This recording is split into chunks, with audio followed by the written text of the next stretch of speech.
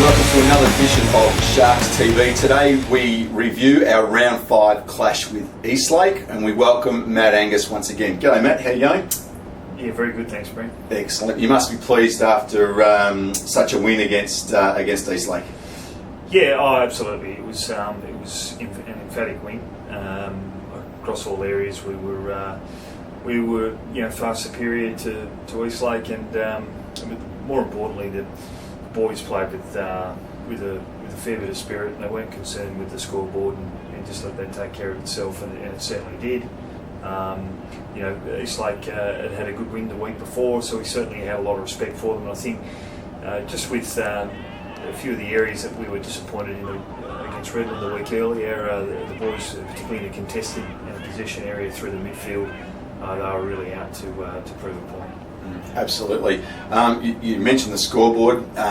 We kept Eastlake to only 11 scoring shots for the whole game, and only 2 scoring shots up until half time. Again, it seems every week that we're emphasising that back six and our defensive efforts. You must be pleased. Oh yeah, absolutely. They've.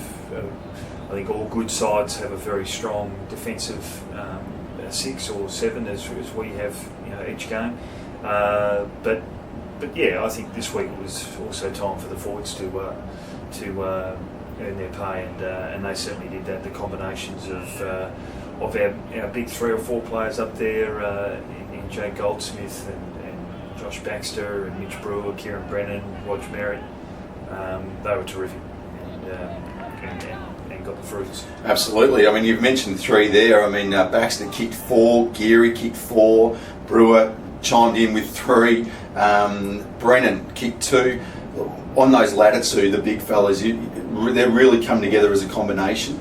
Yeah, I'll have to clarify. Brennan actually kicked 3, not Brewer.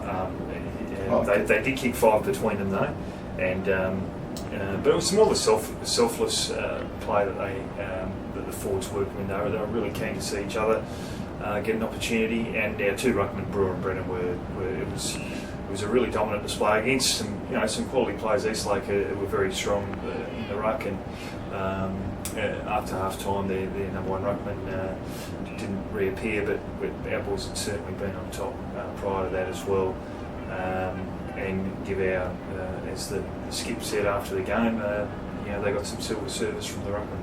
Absolutely. Matt, you had a few inclusions into the squad. The squad was a little bit different from the week before, and they all seem to have performed. It must create some headaches. Yeah, no, to answer that question just then, I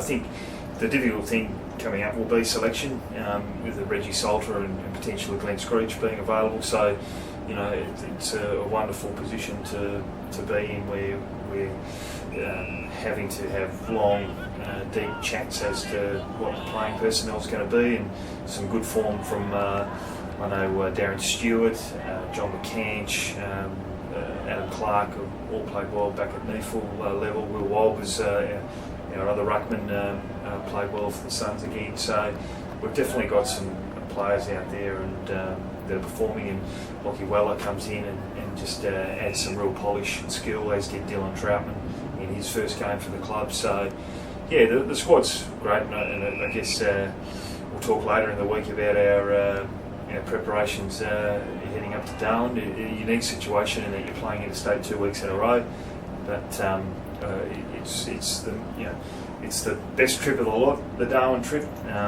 Warm weather, and you're going to have a high quality game, and they're the trendsetters at the moment. Absolutely. Despite the emphatic win, being a typical coach as you are, there's still going to be areas for improvement, isn't there? Oh, definitely. We've just finished reviewing the game on video, and we certainly got a couple of things that we want to keep reinforcing where we can get better. Whilst we're happy with having 40 odd shots on goal, we still think we can be more efficient in bringing the ball into our forward line. We are still not even a quarter of the way through the season, so Absolutely.